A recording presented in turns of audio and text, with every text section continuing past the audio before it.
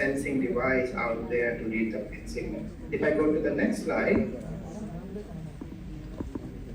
there's a little comparison. So the bulky looking EEG, also sometimes known as a wet EEG, a wet sensor EEG.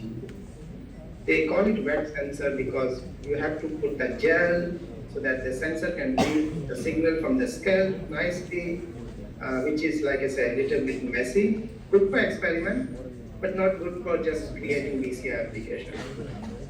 And again, if you compare these to wet and dry on the right side because you essentially just put on your hand and they are ready to go.